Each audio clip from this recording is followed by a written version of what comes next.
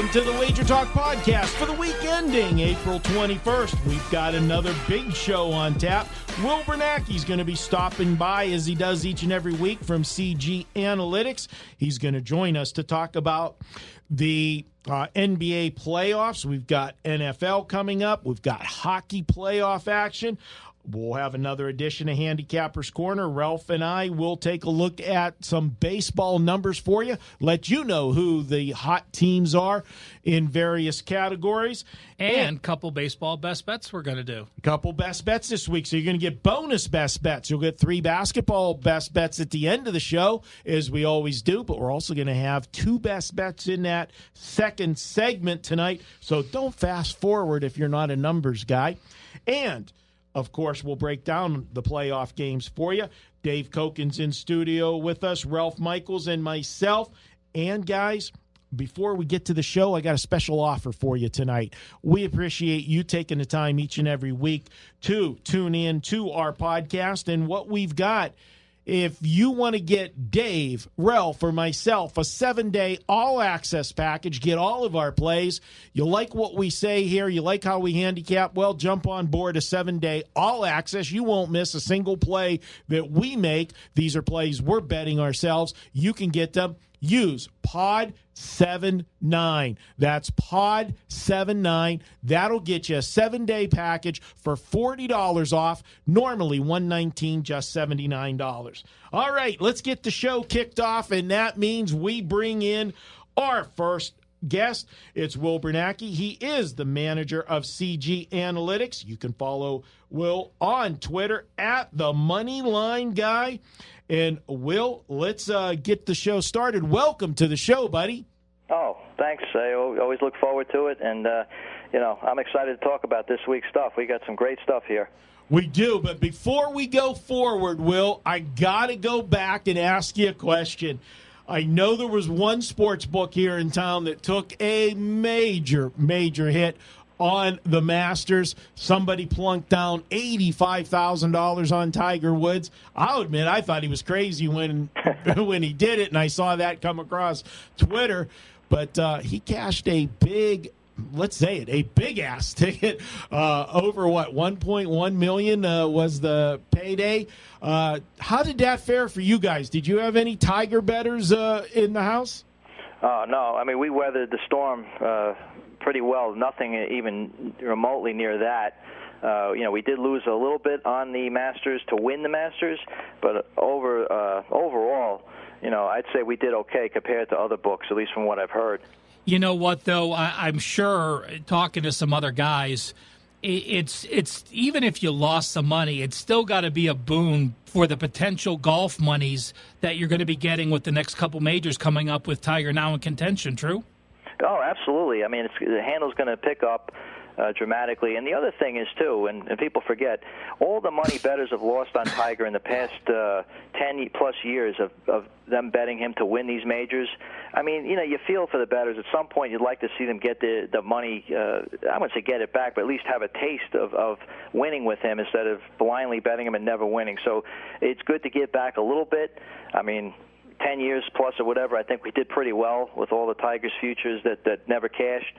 So that's good, and now bettors have some momentum to go with into the rest of the season with the other 3 majors. And who's the next guy now that's due to win with everyone betting him? Is that still Ricky Fowler? You would think. He just seems to be right up there in ticket count every time. All right, Will, let's take a look. NBA playoffs are underway. Did you guys take any big future bets on any of the first-round series or anybody to win it all as the playoffs got underway? Nothing very big to win it all, guys. But first-round series, we took some significant bets, some from some sharper bettors and some just public bettors. I mean, I think people can tell by the numbers bet that what's good and what's not so good. We took a 9.2K bet on Denver, minus 230, a 12K bet on the Raptors, minus 1,200, and a 7K bet on the Thunder, minus 153. And then this one was 10K on the Sixers, minus 200 after Game 1's loss. I like that. I like betting that Sixers after that first loss. Well, with the playoffs, with just a few playoff games in the book, how has the handle been so far, and who has been the best and worst result? And just one more question to add on to that. Is there any one series getting a significant amount of more action than the others? Yeah, I'll start with the last part first. The Warriors-Clippers has been the highest handle series thus far, with second place has been Spurs and Nuggets, surprisingly.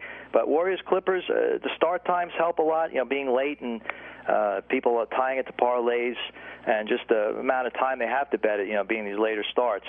The handle's been solid. Actually, it's been great. I think it's a little eclipsing last year. Best results have been Clippers winning Game 2 outright. I think that one's a pretty obvious occurrence there. And the worst result right now, it was a tie. The Bucks covering Game 1 against the Pistons, and the Raptors covering Game 2, where it closed at 11 against Orlando. Hey, Will, saying that the Clippers won outright was such a good thing. Was that because people were betting Golden State on the money line straight, or were they parlaying Golden State on the money line with other things? A little of both, but certainly, much more so parlaying them with the money line parlays. Probably 75% is a safe estimate, where they were tying them into other parlays, and 25% just straight up money lining Golden State in the game. That massive number, but a lot to win a little. But people just assume it's free money, and for a while it looked like it was. Hey, looking ahead to the Friday night card in the NBA, what games have gotten the most sharp action? Where are you seeing it at? Right now it's been kind of quiet, but we have taken some Raptor money. Nothing really sharp has shown up yet, but just some public Raptor money. Otherwise, two-way action with low volume in the other matchups. Now that, the Thursday card, I know you, Marco, and Dave talked about it on the Las Vegas Sports Line, but let's look ahead to the Friday card. What have the Sharps gotten involved with, and has there been any significant moves in that game? We just asked the him home that. Team's down 0-2? Well, we're going jumping ahead. Ralph was answering a text. Yeah, How's that? Yeah, Ralph should be scolded, not paying attention, answering a text while you guys are talking, not paying attention to where that is. And, we don't edit anything here, so we're just going to continue on now. And let me rephrase that question. It might not sound quite the same, but it's really the same question phrased a little differently. Yeah. Last year, everyone was riding home teams down 0-2. And I gotcha. And Marco's laughing at me, playing either the first quarter and the first halves, and there was a lot of success the last couple of years. Obviously, you guys adjusted the lines on that, but are you still seeing those type of numbers? And do you still, are you still moving the lines because of the anticipation of that? Yeah, I'm looking at the games now here. Indiana against Boston, if you notice the game line, full game is 3, and the first half is 3. So there's a built-in tax right away with that, where normally you'd see, 1.5 in the first half, maybe 2 at some point, during regular season, but certainly built it in there. OKC massively favored in the first half, -5.5. I think this gets to 6 for that first half to come out flying, and bettors, I'm sure, will continue to hit that. So, that's been a big thing. First half line's inflated, and I expect batters to come in really hard. Will, that just blows my mind, that first half number that you said on OKC, because the whole game line blows my mind of how much of a favorite they have them. And, you're looking at a team that's 7.5 for the game, and you're talking about 5.5 for the first half, and maybe even 6 is just mind-boggling to me when you look at it. At some point, is there too much of an adjustment? Because, we know the success that it had, and I know you guys' job is to slow that down or balance the books as much as you can. Do you think that you're going to see some sharps say, hey, now maybe the value's gone and come in the other way late? Yeah, absolutely. Let's be honest. Our power numbers here with Portland and OKC have this, much less of a favorite. Portland the perception is on OKC in this series. There's no question. It's as lopsided a series as there is here, as far as from a short number perspective. Portland has been overlooked the whole series, and winning the first 2 games, the public was on OKC, both games severely in Game 2. I expect them to come in here on OKC again for one more go-around to see if they have anything left. And knowing that, even with the built-in tax and pushing it a little higher than maybe we normally would, bettors are still going to hit them. So how high can you go? You go as high as the market will bear. Will, with the first round of the NHL playoffs winding down, with the exception of Vegas winning, I would have to think that Tampa Bay going down 4 straight, Pittsburgh going down 4 straight, it's got to have been a pretty good opening round of the hockey playoffs for the house. Oh, it was amazing. I mean, I was shocked to see how bettors dismissed the Islanders and Blue Jackets, knowing how much parity there's been in hockey, the past few years. And we were glad to take those bets and have a huge liability with Tampa Bay and Pittsburgh, because we felt pretty solid that the dogs there would be live dogs. And we're not saying they'd win the series, but certainly put a sweat into people, and we couldn't ask for a better result. And Columbus being, I think they were around 40-1 to sweep Tampa, and the Islanders were somewhere in the 20-1 to sweep. We didn't take any of those wagers, but for those who did out there, you certainly deserve a high five. Well, Tampa was due to win Game 3, and Tampa was due to win Game 4, and we know what happens with the due system. Which of the biggest playoff games were best for the house so far this year?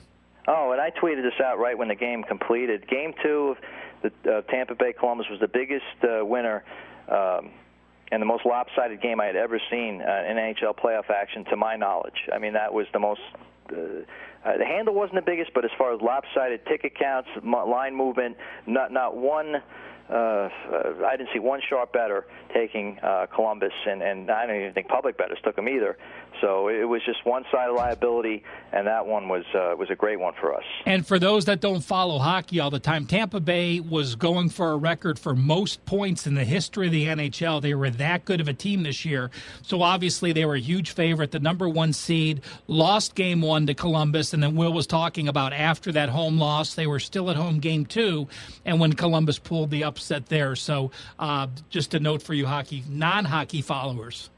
Will, switching over to baseball, I know it's got to be a good start for you guys as well, because anytime the Yankees in Boston are losing propositions for the bettors, that's going to be good for you. But what I want to ask you is, are there any teams that maybe have, flew under the radar maybe for the general public, but there is a team that the Sharps have been riding early that you've been getting some money on? Well, sharper bettors are actually, it's kind of a reverse here. They've been fading the Mariners after their strong start, and it's been paying off for sharper bettors. So those, we got to be careful with the way we price the Mariners. And I think what helps is looking back at how the Mets were last year with their 11-1 start, and how the betting patterns were after their start and how they fared after that. And we all know where they finished. So a similar dynamic is happening here, where a team is not a playoff team but gets off to the hot start, and you got to beat the sharper bettors to know things are going to kind of return to the norm. So that's been what we've seen there, our biggest one. Will, you've got the draft coming up next week. Now, I know you guys brought out Week 1 NFL lines once the schedule was announced.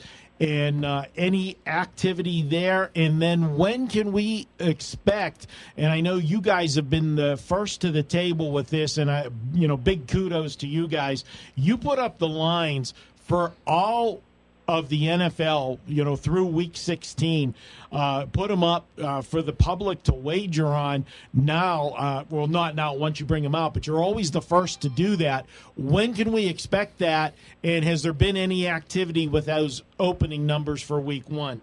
Yeah, so far in Week 1 we've taken a few bets, nothing big. I think bettors are waiting for the draft, even though the draft usually doesn't impact numbers too much here, because there's very few players that are going to, move the needle in Week 1. But we've taken a bet on Cincinnati at +9 and a bet on Baltimore, laying the 3 against Miami. We moved that number. The other one was still the same. But those are the only 2 so far. All right, good stuff, Will. And, of course, with the draft next week, there'll be a ton of props put up that you can bet on the draft. And when will I know you guys have to take those down at some point before the draft. When will you guys be taking your draft props down? The draft props usually come down usually within a good few hours before the draft starts. Maybe it was that the night before of. Last year, right? Yeah, but they extended it this year. Yeah, I mean it's really it changes year to year. Yeah. But let's just safe to say the night before the draft would be, and if it's any time more, we keep it up any longer than that, we'll notify people via tweet. Still available for betting until this time. And will all of the props be available on the app? Yes, they'll all be on the app just like last year. All right, that's good stuff, and that is just another reason why to get the app. Guys, whether you're out of town and just visiting, you can get it for the weekend, load it up, or, of course, for all of our local people here in Nevada, this is it's an invaluable tool. I mean, I'm not going to kid anybody. I've got multi-shopping every day from the comfort of my home. I just have to open up my apps and I can shop at all of the books on the Strip. It's a valuable tool, and CG has one of the better apps. Check it out. And Will, as always, thanks for stopping by and sharing the information from behind the counter with us. I appreciate it. Hope to talk to you next week if your schedule permits. And Ralph has something to say. I don't know if I should let him talk or not. But well, Marco was hitting my knuckles with a ruler, so I will pay more attention and not make a mistake next week. I apologize. Yeah, and, it happens to everybody. No worries. No problem. We're going to take a quick break, and during the break, I am taking Ralph's cell phone for the rest of the show, so we have no more mistakes coming up here on the WagerTalk Podcast. It's Manic Monday, and that means every pick at WagerTalk.com is just $9. Get a play in any sport valued at up to $30 for just $9 each and every Monday at WagerTalk.com.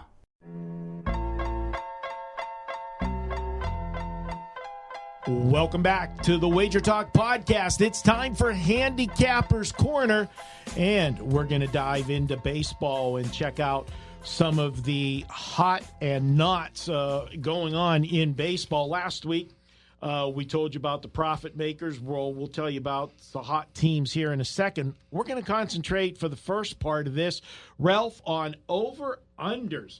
Which teams are getting it done with the over and unders this season? And so far, if you've played the New York Mets every game this season, taking the over, and this is a trend that really last year they were a high-scoring team again last year, and you wouldn't think that their games with all of that pitching staff they have, but they were an over team last year. They're an over team again, 13-4-1 to the over, 76.5% on the over.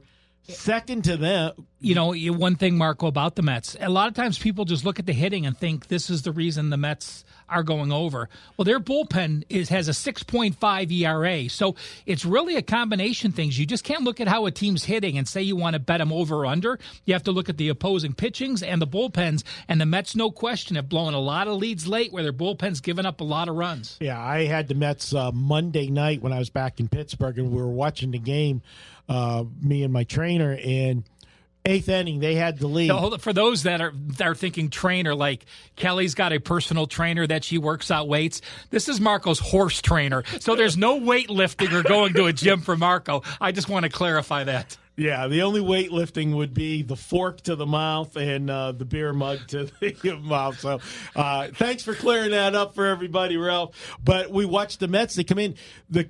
Familia come in for the Mets.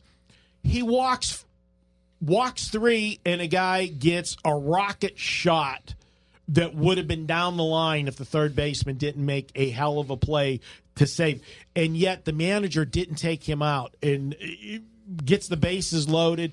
They end up giving a run up. Miracle that they only gave up a run. They walked the tying run in the game, and then they end up winning in extra innings. But, yeah, the Mets bullpen is horrible. Just to know, you do have Seattle on the over list? I do have them. They're number 2. Against the Indians. Against the Indians 2 nights ago. Indians are in the 8th inning. It's a 1-run game. They walk 6 guys, and they hit a batter. The Indians score 2 runs on 6 walks, and a batter don't get a hit in the inning. I mean, when you have a bullpen that comes in, and that's just deflating. Yeah. 14-5-2 to the over with Seattle. Another team, Washington. A lot of people thought their production would go down this year, run production with Bryce Harper moving to Philadelphia. Well, they're not having any trouble. They're scoring runs in Washington, 11-5 to the over.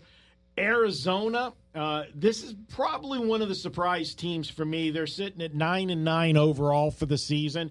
I didn't think Arizona was going to be a good team this year. And in spring training, Brian and Leonard and myself, we were out there. We watched this Arizona team. They lost Goldschmidt, their big hitter this year. They were struggling to score runs in spring training. And I know you don't want to overreact to spring training, but they just weren't scoring runs. Well, here's the team.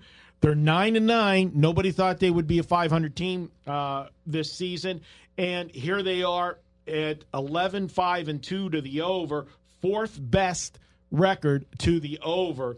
In the fifth one, if you thought they were going to get pounded in all of their games, then you can understand it, and that's what's happened. The Kansas City Royals, they're just 6-12 on the season, Ralph, but they are 11-6-1 to the over, good for 64% to the over. That is the top 5 over teams in Major League Baseball. Going to the bottom 5, or I should say the top 5 under teams, the Los Angeles Angels. And this is a team that struggles on the road, good at home, but they are 8-10 on the season. But as far as over-unders go, 4-13-1 to the under. So they're number 30 or the best under team? Best under team in baseball. Second best under team in baseball is the Cincinnati Reds. Cincinnati Reds 4-13, 76% as well. This is a team that has struggled to score runs. They've struggled to win ball games, just 5-12 on the season. Third on the list, third best under team is the Detroit Lions. Detroit Lions. The Lions? Lions. Oh, my God. Yeah. Sorry. I thought you were Tigers. Yeah, wow. But you know what? Well, the Lions score as much as the Tigers sometimes in football. Sorry, Johnny. But the Detroit Tigers, 8-9 on the season. A little bit of a surprise there. Not a lot was expected out of Detroit this year. But for run production, they are going under, 5-12 on the season to the under. Next one, a little bit of a surprise. They've got the great pitching, so that's not a surprise. But they do pound the baseball, and it is our guy behind the board's favorite team, the Houston Astros. They are the fourth best team to bet the unders this year, 6-12 to the under. Mark, what's going on with the Astros with all those unders? No hitting, pitching, just superb pitching? Well, the pitching has been there, which is funny because the pitching was the thing I was most worried about coming into the season with losing Keuchel. But in the lineup, Charlie Morton, Charlie Morton as well. Two guys that were kind of integral to this Astros team, but. Wade Miley has stepped up. He's who's going tonight for the Astros, and the under would not be the thing that I would have put my money on if I was betting on this. At the beginning of the year, if you asked what I would be putting my money on with the Astros, the under would have probably been the last thing I would have told you. But when you have the best, or the Yankees may be better on paper, but I mean the Astros bullpen just is not. They've been dominating. Yeah, I mean, you give up. Those pitchers feel comfortable. You pitch 6 innings and you give it to the Astros bullpen and you feel totally comfortable. That's a different scenario when you're pitching and you're a starting pitcher. And if you get to the 6th inning, you give all your effort and then you could turn the game over. A lot of those teams don't have that same effort where these pitchers try to extend themselves because they know that 1-run win turns into a no decision after an inning or two of the bullpen. And the fifth best team, this one's no surprise going in. If you categorize them, I should say, you would put this team as an under team because that's the formula they've had for years, and that's the Tampa Bay Rays. Great starting pitching. They don't score a lot of runs, and that has translated into the unders. This team is 6-11 to the under. So that's a 65% winning rate to the under. Marco, I know you also have the hottest teams over the last 10 days, but let me go over the home and road breakdowns first. So these are the teams so far this year, season to date in Major League Baseball, the top 3 and the bottom 3 at home and away. Now, you might think Houston is the best home team because they're 6-0. Well, they're a favorite in every game, so they're plus 6 units. The Tampa Bay Rays are actually plus 7.5 units with an 8-3 record. You get a couple games as a dog like that, so don't look at the record. You really have to look at the profit when you're betting. And then those are the top 2. Those are the 2 clear teams. The worst teams, the Yankees are 5-6 at home, but they are by far the worst team. They lost a couple games to Baltimore as a 280 favorite early. You lose 2.5 or 2.8 units in a couple starts. That's going to put you way down there. The Marlins are 3-10 minus 6.0 units. The Nationals 4-6 minus 5.4. And the Rockies with that home field edge 0-5 this year at home minus 5.2 units. And on the road, I'll give you guys 10 guesses who the most profitable road team is in baseball, and you're not going to get it. It is the Baltimore Orioles. The Baltimore Orioles are 6-6 this year, but because of those couple wins over the Yankees and couple wins as a dog, they're plus 7.25 units. Seattle is 8-1 at home. That is wrong. Oh, excuse me. These are road teams. Seattle's 8-1. I know Seattle just got swept against Cleveland and Houston. I thought I wrote down a wrong number. Seattle's 8-1 on the road, plus 7.1 units, and San Diego 7-3 plus 4.5 units. The worst teams: Boston 3-10 minus 10.4 units in 13 road games. Just amazing. The Reds 0-7. Of course, they're a dog every game. They're minus 7 units. And then the Angels, you talked about their home-road dichotomy. They're 2-9 on the road, minus 7.6 units. So, again, in baseball, you would think Seattle's the best, most profitable team at 8-1. Clearly not the case because of the profit. And you have teams like the Reds, you would think they'd be by far the worst, 0-7. Boston 3-10, by far a poor decision, minus 10.4 units. All right, Ralph, last 10 days, I'm going to give you the 3 best teams and the 3 worst teams over the last 10 days, and that is the Houston Astros, 7-1, top team. They're plus 6 units over that period, last 10 days. Tampa Bay Rays, 7-1, plus 5.4. And the third best team, it tells you that not a lot of teams doing well, or the ones that are big favorites. Pittsburgh, 5-3, plus 3.7. And the Pirates have actually been quite a surprise so far this season. And they actually, Ralph, if you go back to the first week of the season, they blew 2 games where they had the lead going into the 8th and 9th innings and cost themselves 2 wins. So they could have been 5-1. I mean, they could have been 7-1. There was the beginning of the season. Oh, okay, so, yeah, all right. This is a team that, even though they've got a surprising record right now, the Pirates, they could be even better. The Pirates at 10-6 could have been 12-4 overall. The 3 worst teams over the last 10 days, well, this is no surprise because they're going to be on the worst list probably most of the season. And when we were down in Florida, not a lot of interest in the Miami Marlins. I can remember you and I sitting in a bar the second game of the season. It's the second game of the homestand, and there was empty seats behind home plate watching it on TV. I remember that from the Cleveland Indians days. Opening day would sell out. Day 2, there'd be 3,000 people there, and the Marlins are no different. Marlins didn't even sell out opening day. There were a lot of empty seats. Yeah. But, yeah, it's going to be tough for them to draw. I bet they might struggle to draw 300,000 people this year. 1-8 the last 10 days.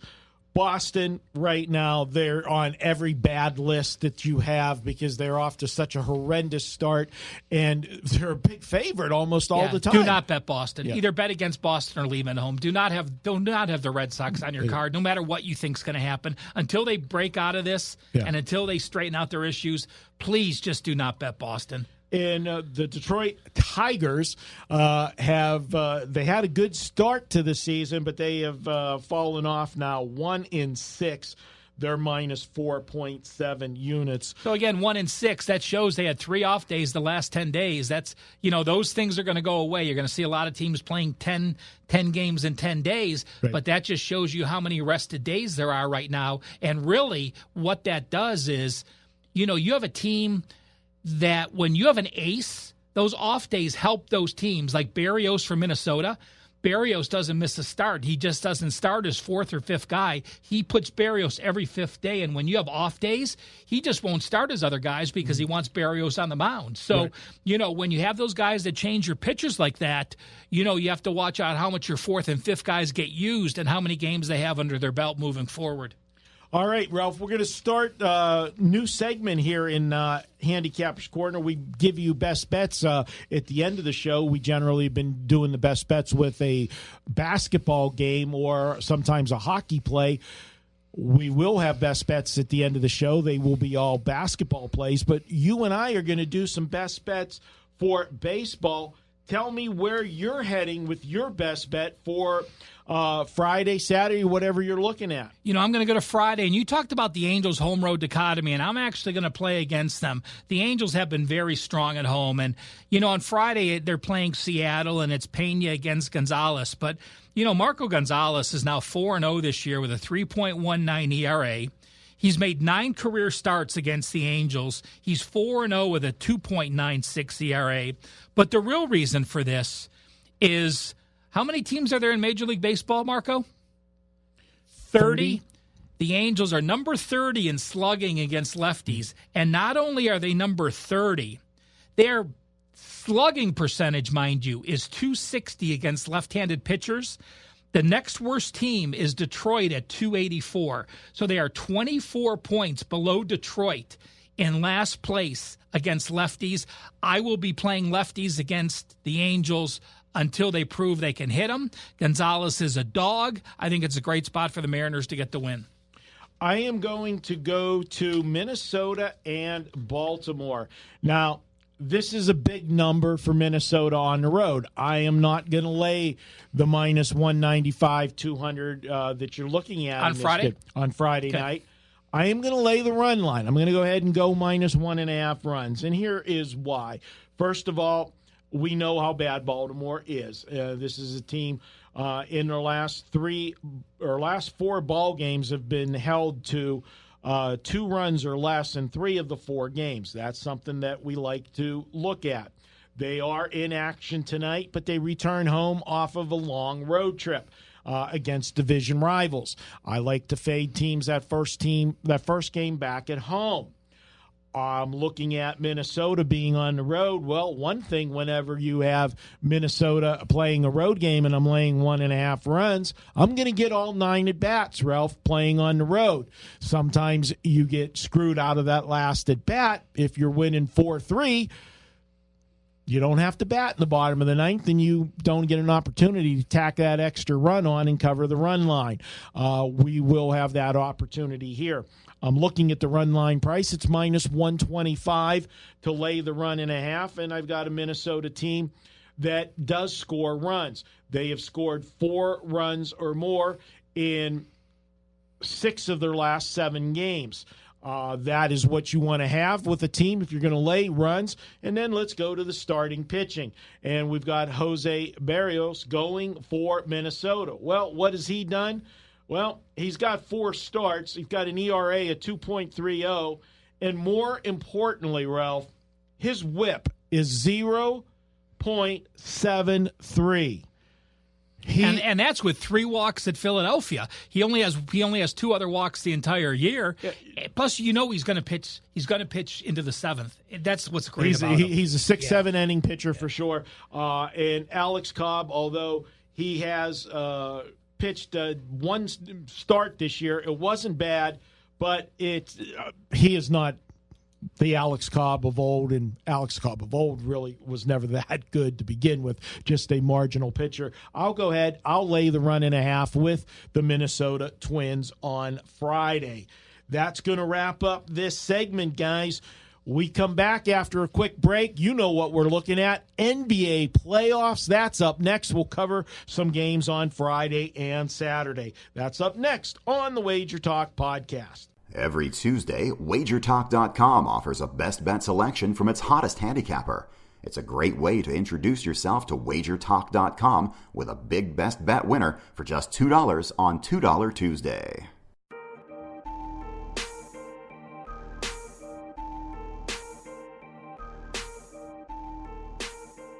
Welcome back to the WagerTalk Podcast. We're going to head to the NBA playoffs, but before we do, I want to tell you this segment is sponsored by uwager.eu. Want to get a 50% sign-up bonus? Just use promo code WT50. That's WT50. It is 50% sign-up bonus exclusive to our WagerTalk listeners. All right, guys, we've got to get it started. NBA action Friday night. We've got Toronto. They're heading to Orlando to play the Magic. Series knotted up 1-1. Once again, Toronto, I think the history of them in the playoffs, they're now like 1-something in their opening game of the 2-14. 2-14? Yep. Okay. They got it back in the second game. And, guys, I wish we had live coverage right now watching Ralph trying to get his microphone to stand up. I heard they had pills for that, Ralph. Yeah, but if anybody, if there's such a thing as Viagra for microphones, Ralph could use some right now. All right, well, here's the story. Marco's the prima donna, so he always gets his frickin' spot in the corner. So, you know him. You can't mess with Marco. Well, so, I'm the host. I have to look at you, Dave too. and I fight, and the last person in gets screwed in the middle with his limpy microphone. So I come in late. Marco and Dave are on the Las Vegas Sports Line, and I'm sitting down, and Marco walks by, and all of a sudden, okay, I think, well, Dave's going to be much slower. I know how slow he walks. He's going to be a few minutes, and all of a sudden I see him running by me like a little track guy, and shit, he's running in. Okay, I got the end seat now. This is if you want to picture this, I have the window seat. And Ralph has the middle seat. In the with plane. two guys my side on both sides of me. There you go. And Dave, the sad part is you really didn't have to run because you were already standing. Ralph was sitting in the chair, and we know that would have taken a while to get, for him to get out of the seat and get momentum going. So you had to jump start anyways. Now that we've busted on Ralph for the first 2 minutes of the show, of this segment, guys, let's talk NBA. It is Toronto at Orlando. Guys, Orlando, do they really have a shot if Toronto comes and brings their A game? Their defense is, some of the best in the NBA. Last 3 games, they've held their opponent. Actually, last 4 games, they've held their opponents to 41, 41, 40, and 37% shooting. Tell me how Orlando has a shot in this game, Dave. They need to get on the power play on a regular basis and take advantage of Toronto while they're shorthanded. Oh, wait a minute. So that's it's the wrong sport. sport. They don't have any chance if Toronto plays their game. They don't. Orlando's the second worst team in the playoffs. Detroit's clearly the worst team in the playoffs. Orlando's the second worst. And they've tried hard, and I think they deserve credit for that. They were one of the teams that were not supposed to be in the playoffs prior to the start of the season, and you could have said, well, they're just going to tank away the year. And, they made a good effort. But, the matchup is all Toronto. So the Raptors have one issue here, which is not to not beat themselves. And if they don't do that, they should be able to take care of business. And I don't know if the home court advantage is anything special here for Orlando. So, I'd say, it's really public of me to say this, but I think Toronto's the right side. Ralph? I agree. Toronto's been a good away favorite, 18-8 this year, and Orlando, I think, won 13 of 14 or 14 of 15 their last 15 home games to get in this spot. And they did it with 5 or 6 guys playing very good defense, and they beat up a lot of teams that weren't trying. There's no explanation to Toronto's 2-14 season game number one. Right, it's just amazing, and this is with a mental. brand new coach. It's mental, but it's a brand new coach I know, this year. but You would figure, There's been a lot of brand new coaches during that streak. For Lowry to go over was amazing as well. So anyway, with that being said, they did what they had to do. Kawhi became a big part of the offense, a big part of the defense. I think Toronto wins the next 3 games, to be honest, and sweeps it out. I lean with Toronto as well, guys, but I will point out one stat. During the regular season with Orlando, they were 15-5 against the spread against the Atlantic Division.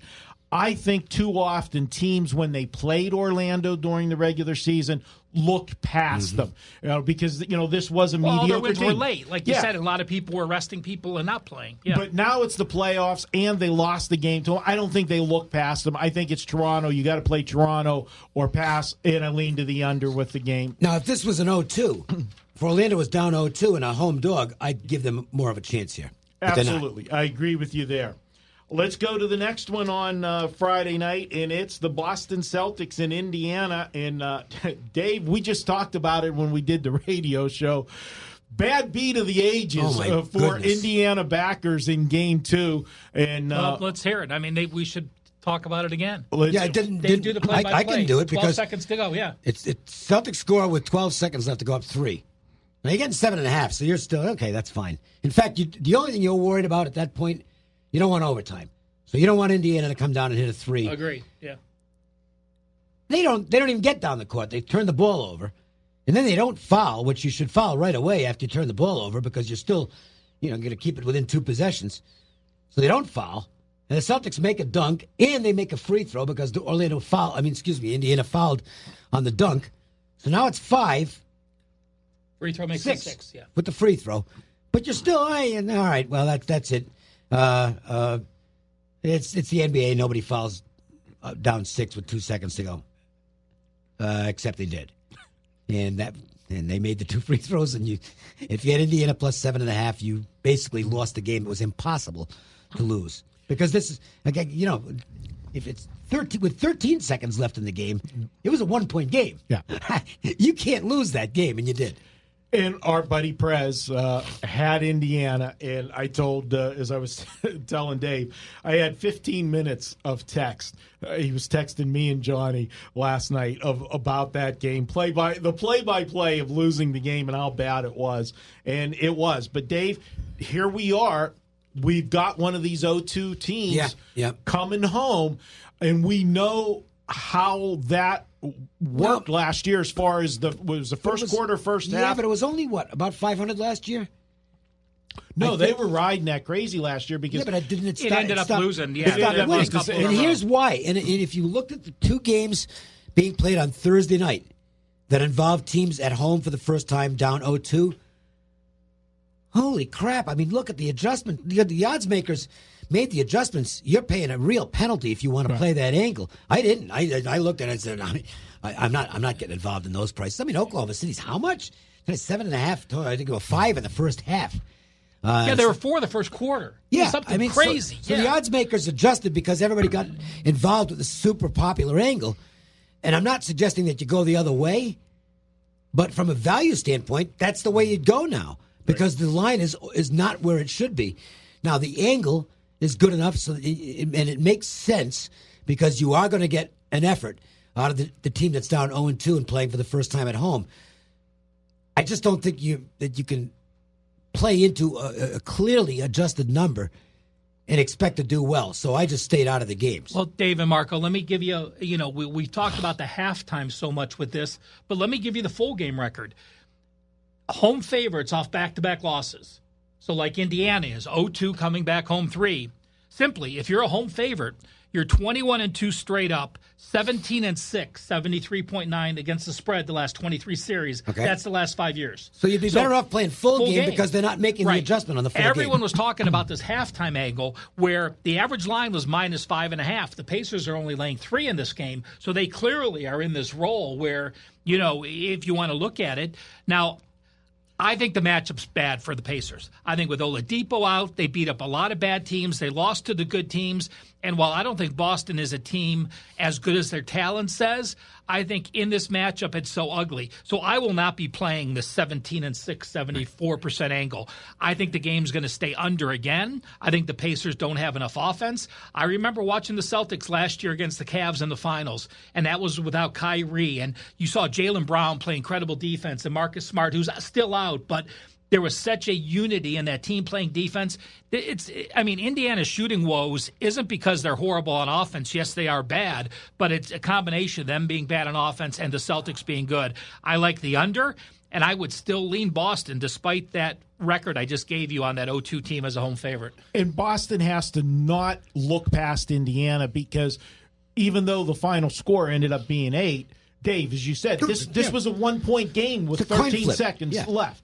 Kyrie didn't play last year. He was injured. He's not looking past anything. He's playing like he did when he made that shot against Golden State, 20-plus points. I don't think they're looking past this team at all. Yeah, I agree with Boston for the game, and I agree with the under. They've made adjustments. The first game was 209.5. Second game was 206.5. Now we're looking at 203.5. I mean, they're going to just continue to keep dropping this. I don't know that they can make it low enough because Indiana doesn't score, and if Indiana's going to win a game, they have to win a game in an ugly game, like a 90-89, 92-90 From their type standpoint, the 158-point game, 84-74, was actually the pace that Indiana has a better chance to win at. Exactly. So I agree. Under until it goes, different, and they keep adjusting it. Like I said, there's a floor and there's a ceiling. How low can they make this total? Just to be different, I'll give an opinion on Pacers full game, but I'm not betting it. The Portland at Oklahoma City, guys. Another 0-2. This is another 0-2, and this is one where Ralph. We talked about this one on the pod last week. I said my mind was boggled that they made the adjustment. I know that Nurk's out for Portland, and there was an he's a key player. There's no question about it. But the market shifted dramatically and made Portland, who doesn't have home court advantage, the favorite when this series opened up. I thought that was too much of an adjustment. I was on Portland in game one. You actually said that wrong. Portland did have the home court advantage. But they were the dog. But Oklahoma City was made the favorite. Right, yes. And I was on Portland in game one. They got the job done. Game two, they come out, got the job done again. Oklahoma City finds himself down 0-2. But look at this line. This is an insane number. You're again paying. I don't think so. The line went from 1 to 8. That's a 9-point swing. No, I was talking about the first half. Okay, yeah. The first half is, I think it's -5, and -5 first half, -4 first quarter. Is that right? Or 3 first quarter? Yeah, it was something so high. You're paying a premium if you want to play that angle. To me, you do the same thing here. If you want to play Oklahoma City because you think they're down 0-2 and they're gonna, you're better off playing the full game. Marco, you go next because I know your point, and I'm going to argue the other point. So I know what side you're strong on with this line. This to me, this line's written. Now you're going to the second line that the game closed at 1, and now we're looking at 7.5. So 8, okay, game 1, the line was 3.5. Okay, game 1 in Portland, but that was because Paul George was hurt. Okay, they win the game. And then they win the second game. To me, this is still too much of a swing to go to Oklahoma City. You're paying an extra price because they're down 0-2. You're paying a price because they were the favorite in the series down 0-2. I'm going to point out a couple teams. It's not this sport, but in hockey. Guys that chased Tampa Bay, and I chased them in Game 3. I'll admit, I thought when they went Game 3 they would get the job done. They didn't. The Penguins. I didn't play them in Game 3. I would have if I had played the game. Chased them. They didn't get it. Maybe these teams... Well, I tweeted something out. There was 206 3-0 situations in the NHL. The 3-0 team won 58% of the time Game 4. It's not that team chasing. So, But I was taking them in Game 3 when they were down to 0-2 because that's the game. That's the season there. Now, it did work in the St. Louis Winnipeg. It did. It did work with that. And that's that crazy series that the road team has won every game. I just can't lay that many points with this Oklahoma City team with Russell Westbrook that just puts up too many shots per game. I think in game 2 he missed 15 shots. They're just not shooting the basketball well. They never have, but they're not shooting it well. How can I justify laying this number with them? Well, I'm gonna back OKC. I have a team that Paul George was not healthy game 1. Paul George said he was healthy game 2. He was not. I'm assuming with extra rest he's going to be healthy, and that's my assumption. If I find out he's banged up or on the injury list, I will not make this play. But they shot 16 of 42 from three-point land. Paul George shot 6 of 22. When I have an outlier like that is so bad that if they shoot 50% or their normal, let's say their normal 40% in those roles, they're going to win this. They're going to win, and they're going to take care of this team. So I love playing outliers off a horrible performance like that. Again, but I'm saying Paul George has to be healthy to do that. With that situation, I don't mind laying this points in this role. They shot 15.2% from three-pointer in game 1, 17.9% in game 2. Portland, meanwhile, shot 44 and 41% from three-point land. Now Portland has to go on the road where they don't nearly shoot as well, and OKC at home. I don't mind laying that difference for a team down 0-2 with the playoff experience and the veterans they have. All right. Well, we can agree to disagree. Anything you want to add, Dave? No. All right. Let's head to Saturday action. Now, I got this one on the list, and we have Philadelphia and Brooklyn, and unfortunately we're taping on Thursday night.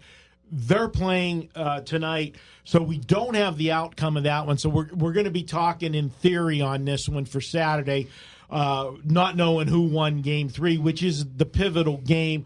And we talked about the under with the Boston Indiana game. Philadelphia and Brooklyn, excuse me. It's been totally the opposite. They're scoring a lot of points. They're coming off that big game. Ralph, Philadelphia, this is a team, you never know which team's showing up with them. Brooklyn, they stole game 1. Can they get any more games in this series from Philadelphia? Well, Dave, I'm going to steal something I heard you and Marco talking about on the Las Vegas Sports Line on ESPN Las Vegas prior to coming in, and that was Brooklyn just not having a home edge. And, I talked with some New York guys, like when the basketball tournaments were there, and they said it's just different. It's darker, it's dingier, the lighting's different. You just don't get the atmosphere. And they're not the Knicks. Yeah. Okay? I mean... It's like the Clippers came to town. You still have those guys in the front seat, but it's not the same. Look, the Mets have a great following, but they're not the Yankees. The Clippers have a okay following, but they're sure not the Lakers. And the White Sox are not the Cubs. And no matter what, it doesn't matter. I mean, the Nets can be good. But first of all, a lot of people still consider them the New Jersey Nets. And they're the other team. And they always will be in New York City. The Knicks, I know the Knicks suck, but you wait. If the Knicks ever get good again, you wait and see what that town's like for a Knicks home game as opposed to a Nets home game. It's just not the same. And Barkley, I don't know why, but I can tell you this. The Islanders are way more of a home ice advantage out of that dumpy old Coliseum than they have in Brooklyn. And I just don't know. I give the Nets less of a home court advantage. If I'm power rating the NBA, I give them less of a home court advantage than most teams would get. You look at Brooklyn and what they did this year. They're like the Pacers. They beat up a lot of bad teams and they lost to good teams. I'm looking right now. Brooklyn as a favorite this year. As an away favorite, they were 6-0 against the spread. As a home favorite, they were 17-5. So they were 23-5 against the spread as a favorite. As a dog, they were 20-36, 35.7%. You have Philadelphia, again, you guys talked about it on the radio, the most talented roster besides Golden State. If you line up guys from top to bottom with Embiid and Simmons and, Tobias Harris and Butler, and you add up all those guys, they have the most talent in basketball besides Golden State. I think they get it done. Dave, again, we talked about on the radio the cell phone episode. Will that be a distraction or will that be a wake-up call? It kind of seemed to be a wake-up call, yeah. And I think that just continues. Philadelphia, again, I think we're getting value because of that first game, and I am on Philadelphia here too. The top to bottom in the leagues are so There's such a disparity this year, and they can't make this line big enough on the road. That was pretty good, by the way. The cell phone thing, wake-up call. Yeah. If only I was that clever to actually think that instead of just saying it. I'll take credit when it's due, but no credit was due on that one. Yeah, but see, actually, you should have that was what I did. So you made yourself sound better, but now you just took your. I'm honest. Sorry. Yeah, damn. Here's where I'm going to go with this one. This is going to be an if-come wager, so to speak. If Philadelphia shows up tonight the way I think they will and blow, and get a comfortable win, they're not in a dogfight. They get a comfortable win, somewhat near, not scoring 145 like they did in Game 2, but get a comfortable win. A non-sweating cover. Right. So they cover by a few baskets, but it was never in jeopardy. I'm going to say that this team, they're going to do what they do best, and that is inconsistent. They're very consistent at being inconsistent. Yep. And then I would look to Brooklyn plus the points in Game 4 if Philadelphia suddenly feels fat and sassy winning 2 games. That's the only way I could do it, but that's the way I'm looking at that one. Houston, Utah. Full disclosure, it looks like a mismatch. I had Utah last night. I thought Game 2 they would have a chance to rebound. The line went up a little bit from Game 1. They just got railroaded from start to finish again. Is this a 4-game sweep series?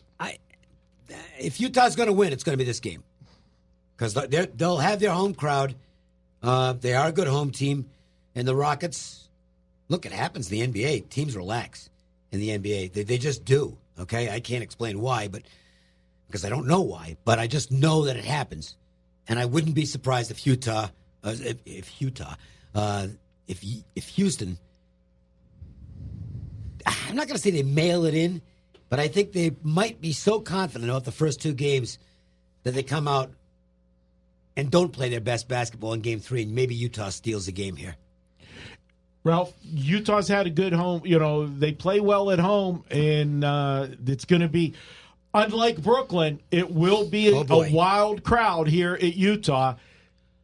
Does this Game 3 angle apply here for this team, O2? Absolutely. I did a video on this yesterday prior to the Houston game, and on that video, I said I like Houston and the over Game 2. Exactly what happened. And then I said I like Utah a lot, Game 3. Houston has been shooting the lights out. Houston's only number 24 in the NBA shooting, 44.9%. They are not a good shooting team. When they can control the tempo and get a lot more shots like they did against Utah, who's the number 2 defensive team who didn't look like it, now they go on the road. They're 5-11 straight up in ATS on the road with the lines between the 4s. They're 4-11-1 over under. They can't press the pace like they do on the road. This defensive team and this home crowd, I think Utah wins Game 3, and it doesn't surprise me at all if Utah wins both of those games and ties it up. I will agree with you.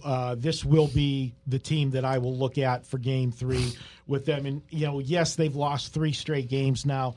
But, the 2 in Houston, Houston's playing good basketball right now, but now we'll see them if they can do it on the road. Throw out that last game of the season. They sat players. No, they were totally. But you look at what they did prior to that. Utah was one of the hottest teams coming down the stretch in the NBA. They played good basketball.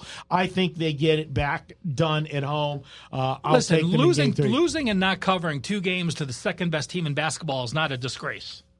Absolutely not. All right, guys, we're going to take a quick break. When we come back, it is best bet time. Let's find out what Dave, Ralph, and myself are going to bring you in Best Bets. That's up next here on the WagerTalk Podcast.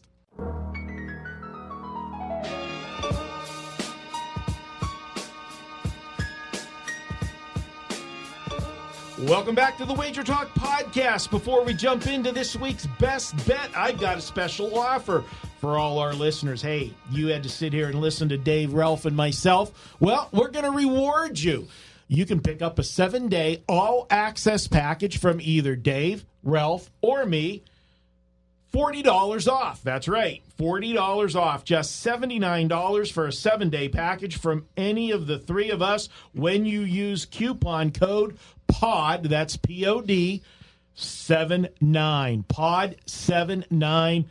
Get $40 off a 7-day package, making your final cost just $79.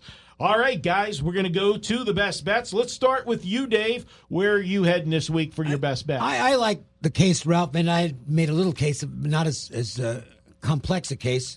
In other words, not as well informed.